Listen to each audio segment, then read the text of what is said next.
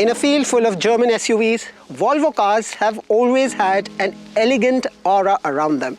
Sure, the sales numbers may not be comparable to the likes of the Mercedes, the BMWs and even the Audi, but elegance is something that Volvo products continue to swear by.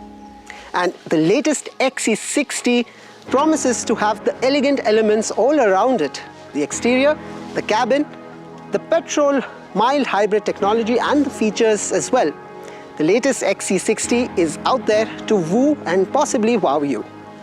This is HD Auto, I'm Shubhadeep, and this here, right here, is the absolutely brand new XC60 that's hit the Indian market.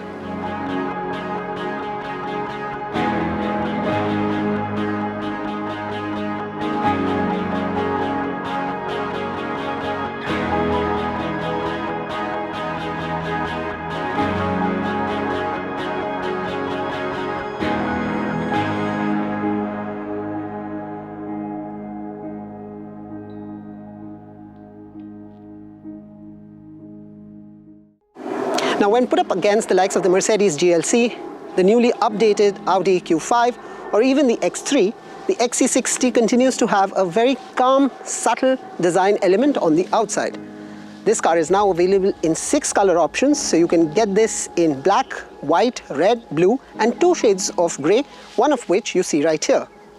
In terms of the changes that you see on this car, the grille is now far more pronounced than it was on the outgoing model. There is heavy doses of chrome on the front bumper. You have the nice prominent Volvo logo right here. It's got sensors and cameras for the safety features, which of course we'll touch upon later in this review. You also have the XC60 now standing on newly designed 19-inch alloys, and there is chrome on the side as well as on the rear profile.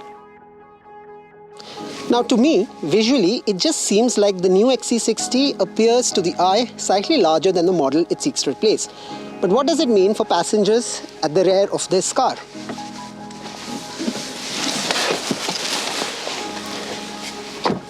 Now, the moment you step inside the new XC60, it's a familiar place. It's got great headroom. The legroom, the knee room is phenomenal as well. The windows are large. There is a large panoramic sunroof which adds to the airy feel of the cabin. You get AC vents, you get touch controls to control the air conditioning. You also get 2 USB points for charging your phone. Now, all of that is great, but what's not so great is the lack of under-thigh support. With this kind of support I have for the under-thigh, I'm not entirely sure that the backseat passengers on long journeys would be entirely comfortable. But that said, I have a feeling that 2 adults and a child in the middle seat should be comfortable, because the recline of the back seat is also pretty decent. Fit and finish is typically Volvo, but I'm very curious to see what the car has in store for the passenger at the front and the driver. So let's take a look. The driver and the front passenger can also look forward to massage functionality, a feature I personally love, but one that's missing on most of this car's direct rivals. But the biggest update here? Google Maps. Yes, Volvo has tied up with Google for integration of all the Google major services on the 9-inch portrait mode infotainment screen that you see right here. Now, what that means is things like support for Apple CarPlay, Android Auto are factors that become quite redundant. All you need to do is connect your phone to the main infotainment screen via Bluetooth, and you can speak directly to the system for navigation purposes, which also means that you don't really have to hold on to your phone for navigation any longer. There's also Google Assistant at your service, and you can download a bunch of apps, including Spotify, for those sunset drives. And of course, you can also port your map on the driver display. Now, there are things that I continue to miss inside of Volvo, like physical buttons which are not there to control the air conditioning. You have a physical button for the volume, which is great, but overall it's a very typically Volvo cabin. You have a premium wood finish on the dash. There is a little bit of chrome inlay going all the way from the left to the right of the dash layout. The soft touch dash is great. The seat quality is again typically Volvo.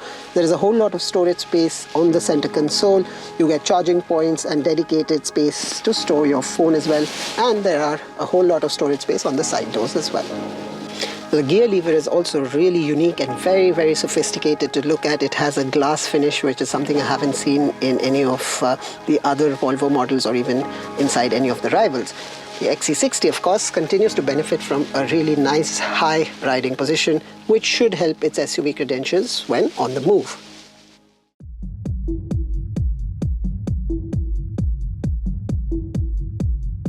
There's no diesel dim-dum any longer, and what replaces it is a 2-litre 4-cylinder turbo petrol engine. It comes with a 48-volt battery system and hence the mild hybrid tech. This helps the car return better mileage, but perhaps more significantly, helps with the acceleration. Did someone say takeoff?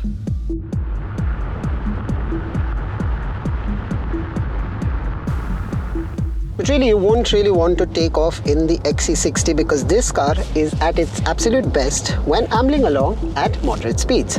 In fact, the only time when the refinement takes a slight bit of a hit is when you're pushing the car, because the car will respond eventually and triple-digit speeds are quite easy, but the engine grunt does seep in. But other than that, and especially at your city speeds, the Volvo has a sense of refinement that is, well, very typically Volvo. There is no vibration, there is no grunt, and there is a great, fantastic control over NVH levels.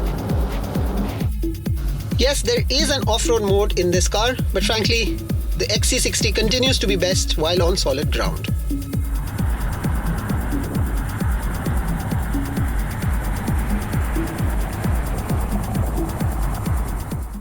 The Volvo buyer has always been a focused, mature and determined buyer.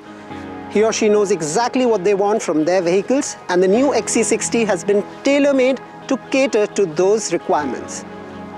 The minor update in terms of the mild hybrid tech is good, the Google integration is great, and while there is no diesel engine option on this car anymore, and it may not impress the enthusiastic drivers among you, at 62 lakhs, this new SUV from Volvo perhaps makes good sense. What do you think about this review? Do let us know. But this is Shubhadeep for now, signing out.